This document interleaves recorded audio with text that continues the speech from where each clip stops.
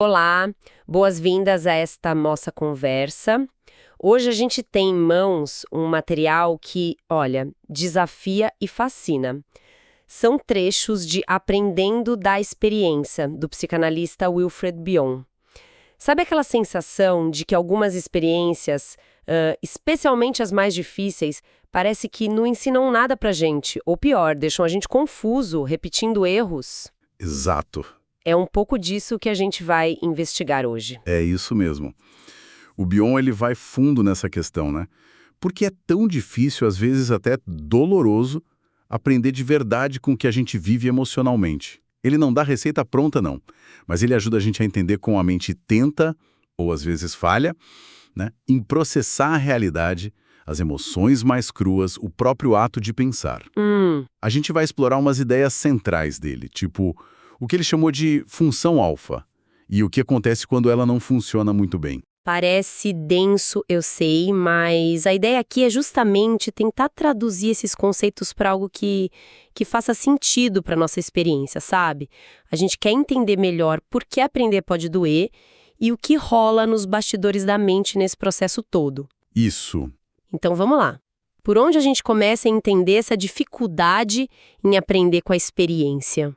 Bom, logo no comecinho do material que a gente está vendo, o ponto de partida é esse mesmo. Aprender, principalmente sobre as nossas emoções, não é automático. Não é só viver e pronto, aprendi. Uhum. Parece que envolve dor, envolve frustração. E por que essa ligação tão forte, hein? Aprendizado emocional e dor. Olha, Bion e quem comenta ele, como Greenberg, apontam que o próprio desconhecido, o não saber, já traz uma certa frustração, né?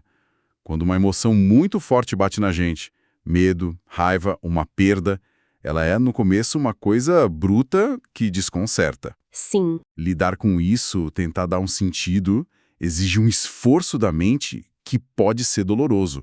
É quase como tentar digerir um negócio muito pesado, sabe? Entendi. E o Bion diz que a gente tem, basicamente, dois jeitos de lidar com essa frustração inicial, certo? Isso.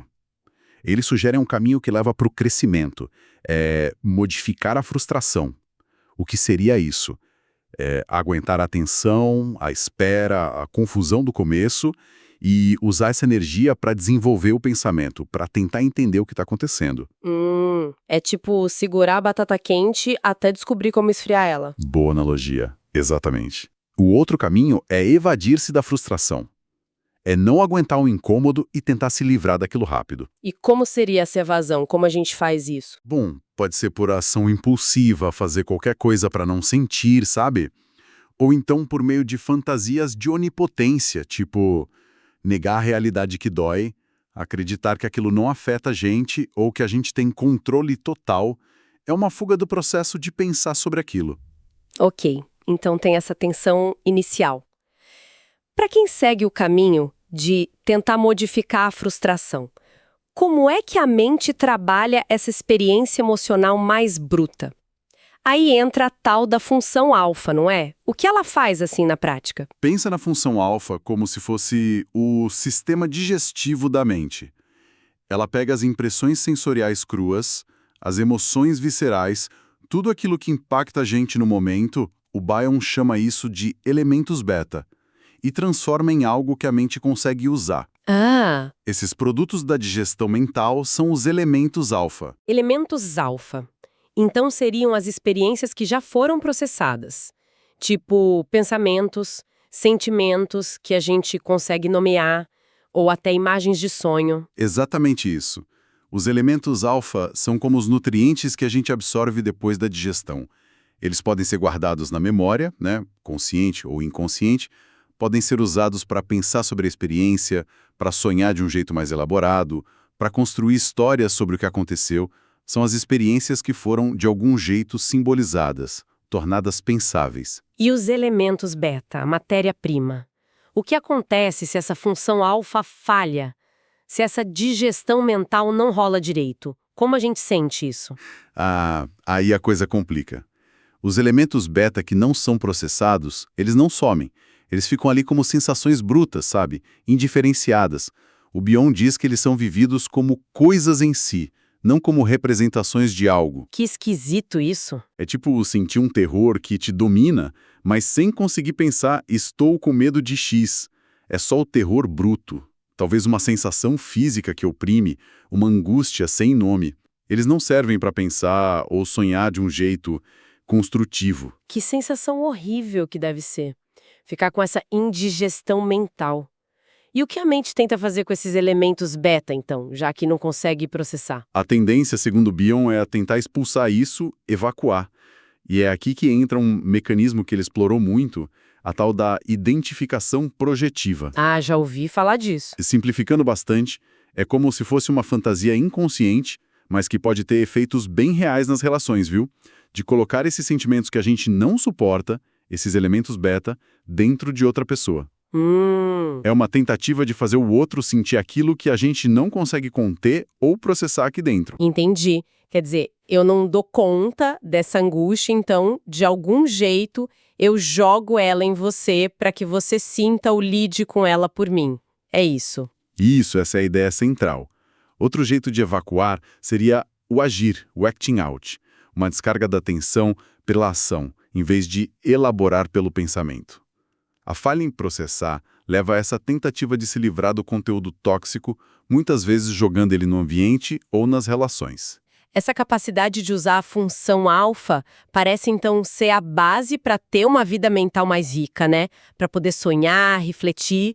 Se ela falha muito feio, como o Bion descreve em casos mais extremos, o que acontece com a percepção da realidade da pessoa? O Bion conecta essa falha mais severa da função alfa com dificuldades em distinguir o mundo interno do externo, o consciente do inconsciente. A pessoa pode ficar meio num limbo, sabe? Sem conseguir dormir direito, porque o sonho que processaria a experiência não está funcionando, nem está totalmente desperta e conectada com a realidade. Nossa. Para entender como isso funciona, ele introduz a ideia da barreira de contato. Uma barreira, tipo um filtro na mente. Pensa mais como uma membrana saudável, que nem a pele. Ela separa o dentro e o fora, mas também permite umas trocas controladas. Essa barreira é formada justamente pela organização dos elementos alfa, as experiências que já foram processadas. Ah, tá. Ela permite que a gente esteja consciente sem ser inundado pelo inconsciente e que possa acessar o inconsciente nos sonhos, na intuição, sem perder o contato com a realidade. É o que mantém uma certa ordem, uma diferenciação interna. Faz sentido. Como uma fronteira que organiza as coisas. Mas e quando essa pele psíquica se rompe por causa da falha da função alfa, o que aparece no lugar dela? No lugar dessa barreira que organiza, Bion descreve a formação da tela beta. Imagina tipo uma cortina de fumaça, feita daqueles elementos beta brutos, não processados, tudo aglomerado. Para quem olha de fora, pode parecer um estado mental caótico, confuso e desconectado. A pessoa pode parecer que está num sonho acordada, mas um sonho sem pé nem cabeça. Mas você tinha dito que o Bion notou algo mais aí, que essa tela, mesmo caótica, tem um propósito. Não parece fazer muito sentido, né? Parece estranho, né? Mas ele percebeu que essa tela de confusão não é só um sintoma passivo da falha. Ela é usada ativamente na relação com o outro. Como assim? O propósito não é comunicar um significado interno ou buscar entendimento junto com o outro. O propósito é provocar reações emocionais no interlocutor, confusão, irritação, culpa, ansiedade. Sério? É como se a pessoa usasse essa cortina de fumaça de elementos beta para manejar emocionalmente o outro, muitas vezes, de um jeito defensivo ou acusatório. Uau! Então não é só uma dificuldade interna da pessoa. Vira uma ferramenta de interação, mesmo que disfuncional. A pessoa te envolve na confusão dela para não ter que lidar com o sentimento bruto original. Exatamente. É uma forma de evacuar aqueles elementos beta, engajando o outro na desordem. E a resposta emocional de quem interage com essa tela beta, o que a gente chama de contratransferência, vira uma pista importante para entender o que está sendo evacuado ali. Isso muda bastante a perspectiva sobre a confusão, né? Agora, como essa capacidade toda de pensar, de ter uma função alfa funcionando, como é que isso se desenvolve em primeiro lugar? A gente já nasce com ela pronta? O Bion acredita que não. Ele pega a ideia do Freud de que o pensamento surge para lidar com a ausência, com a frustração da espera pelo desejo, né? Mas ele dá um passo além. Ele conecta o desenvolvimento do aparelho de pensar àquela identificação projetiva que a gente falou, mas num contexto bem específico.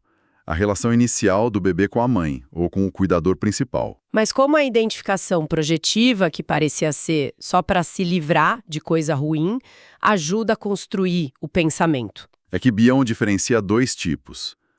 Uma é a onipotente, que é só para evacuar mesmo, uma fuga da realidade. A outra é a realista. É quando o bebê projeta a angústia dele, os elementos beta na mãe, e essa projeção realmente causa algo nela, comunica uma necessidade. É aqui que entra a figura materna e a capacidade dela de reverir. Reverir. Soa como sonhar acordada, mas pelo jeito é mais ativo do que isso na teoria dele, né? Muito mais ativo. Não é distração, não. Reverir para o Bion é a capacidade da mãe, idealmente motivada pelo amor, mas ele sabe que outros sentimentos podem estar ali, de receber as projeções do bebê, receber aquelas angústias brutas, os elementos beta, contê-las dentro de si sem se desorganizar, usar a sua própria função alfa para processar esse material bruto e então devolver para o bebê algo mais palatável, mais digerível. Espera aí, então a mãe funciona como uma espécie de função alfa auxiliar para o bebê? Ela meio que pré-digere a emoção bruta dele? É uma analogia excelente. Exatamente isso. A mãe empresta a capacidade dela de pensar e sentir para transformar o terror sem nome do bebê em algo que ele possa, aos pouquinhos, começar a entender e integrar. Essa capacidade de reverir é fundamental para construir o que Bion chama de aparelho para pensar pensamentos no bebê. Nossa, que incrível isso. E se a mãe não tem essa capacidade? Se ela mesma está sobrecarregada, ansiosa ou não consegue se conectar com o bebê por algum motivo? Se essa função de continência e transformação falha muito de forma consistente, o bebê não aprende a transformar as próprias experiências brutas em pensamentos. Aquela necessidade que ele sente como algo terrível, persecutório, o peito mau interno, não se transforma na ideia de fome ou na busca por uma solução. Fica só o sentimento ruim. Ele pode ficar inundado por essa angústia primitiva, um terror sem nome, sem ter ferramenta mental para lidar com aquilo. Essa relação inicial parece ser o berço de tudo, então. Bion também organiza essas interações em torno de alguns vínculos emocionais básicos, né? Sim, ele postula 3 vínculos fundamentais que podem operar numa relação. A, amor, O, ódio, que às vezes aparecem como L e H, e C, conhecimento, representado por K, de knowledge, em inglês. E ele dá uma atenção muito especial a esse último, o vínculo C, ou K. Conhecimento como um vínculo emocional, isso é interessante. Geralmente a gente pensa em amor e ódio como emoções que ligam a gente, mas conhecimento parece mais frio, intelectual. Essa é a grande sacada do Bion. Ele não está falando de conhecimento como ter um diploma ou acumular fatos, sabe? O vínculo CK é sobre a busca ativa por conhecer, por entender a verdade de uma situação, de si mesmo, do outro. Ah, a busca. Verdade psíquica, mesmo que seja difícil ou doloroso. É um processo carregado de emoção. Pensa na paixão de um cientista por descobrir algo novo, ou na nossa própria tentativa aqui e agora de entender essas ideias complexas. É esse impulso de querer saber. Entendi. É o processo de buscar a verdade, não a posse dela. Faz sentido. E o que acontece quando esse impulso, esse vínculo seca, é atacado? Existe um tipo de anticonhecimento? Sim, existe. E Bion chama isso de menos C ao menos K, menos CK. É um ataque direto ao ato de conhecer, a ligação que permite o aprendizado e a busca da verdade. Ele argumenta que, frequentemente, a força por trás desse ataque é a inveja. Inveja? Mas num sentido muito específico que a Melanie Klein usou. Não a cobiça de querer o que o outro tem. É um impulso destrutivo de estragar aquilo que é bom, criativo, vital, justamente por ser bom e desejado, especialmente se a gente percebe isso no outro. Que coisa! Como isso funciona naquela dinâmica mãe-bebê ou continente-conteúdo que você descreveu antes? Então, no vínculo CK saudável, A relação é o que Bion chama de comensal. Os dois lados se beneficiam. O continente, a mãe, o analista, a parte da mente que acolhe, simbolizado por F, recebe o conteúdo projetado, a angústia, a ideia, macho, processa e devolve de um jeito útil enriquecido. Certo. No vínculo menos CK, a relação é sentida como parasítica ou invejosa. O continente F não acolhe para transformar. Ele é percebido como se estivesse roubando a vitalidade, o significado do conteúdo macho que foi projetado e devolvendo só um resto imprestável, esvaziado. Pode dar um exemplo para ficar mais claro? Essa ideia do roubo de vitalidade é muito forte. O Bion usa o exemplo do bebê projetando medo de morrer. No vínculo CK, a mãe com Reverie acolheria esse medo, transformaria ele em algo que o bebê pudesse começar a pensar, talvez a ideia de vulnerabilidade, a necessidade de cuidado, e devolveria essa versão processada. Certo, ela daria um sentido. Isso. Agora, no vínculo menos CK, a percepção é que a mãe, sentida como invejosa, rouba a própria força vital que está contida naquele medo, a vontade de lutar, de viver, sabe? E devolve para o bebê só o terror sem nome puro, esvaziado de qualquer sentido ou possibilidade de elaboração. Torna aquilo ainda mais apavorante. Nossa, isso é realmente perturbador. Que tipo de estado mental interno isso gera na pessoa? Se a própria capacidade de aprender e dar sentido é atacada e esvaziada desse jeito. Gera um estado dominado pelo que Bion chama de um superego primitivo e cruel. Ele usa superego no sentido de arrogante, não moral, simbolizado por esse par, menos homem, menos mulher, esse par interno que ataca e esvazia. Esse estado é marcado por uma sensação de ausência, um vazio de significado. Um vazio. É. Esse super-herói odeia a novidade, a verdade, o crescimento. A função dele é desaprender, destruir ativamente o significado. Qualquer elemento alfa que tente se formar é atacado e revertido a elemento beta. A pessoa se sente rodeada por objetos bizarros que são restos fragmentados e sem sentido de pensamentos, percepções, partes do self que foram destruídas por essa dinâmica invejosa. Então a diferença crucial entre CK e menos CK é que um constrói significado e o outro destrói ativamente. Exatamente. Em CK, existe uma ponte entre o concreto e o abstrato, que permite pensar, generalizar, criar significado. Em EC, o processo é de despojamento. O específico não vira um símbolo útil, ele vira um nada, uma nulidade. Não tem criação, só evacuação e destruição de sentido. É um ataque à própria possibilidade de aprender com a experiência. Que mergulho profundo que a gente fez. Fica muito claro que, para Bion, aprender com a experiência é muito mais complexo do que a gente imagina. Não é só registrar informação. De jeito nenhum. É um trabalho emocional intenso que nasce lá nas nossas primeiras relações, depende da nossa capacidade de tolerar o desconforto do não saber e que pode ser sabotado por forças internas destrutivas como a inveja. O que a gente leva disso tudo, então? Olha, Bion nos deixa um conjunto de ferramentas. São complexas, sim, mas muito potentes para a gente pensar sobre o próprio pensar. Ele ilumina as condições emocionais para que o aprendizado aconteça um ambiente interno e externo de continência. A capacidade de tolerar a frustração, que é o vínculo CK. E também nos alerta para as forças que impedem isso, a evasão, a projeção excessiva, o ataque invejoso ao conhecimento, o menos CK. Ele nos convida a olhar não só para o que a gente pensa, mas como a gente chega a pensar e como a gente lida com a dor e incerteza que são parte desse processo. Fica uma última provocação para quem nos ouve, né?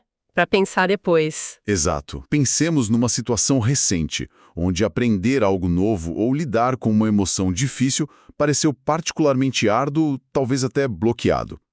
Será que a dificuldade estava só na complexidade do assunto ou da situação externa? Ou será que, como o Bion sugere, tinha também ali uma luta interna com a própria frustração de ainda não saber, de estar naquele espaço incômodo da busca, da confusão inicial? O quanto da nossa dificuldade em aprender vem dessa impaciência com o próprio processo emocional de conhecer? Fica aí para a gente refletir.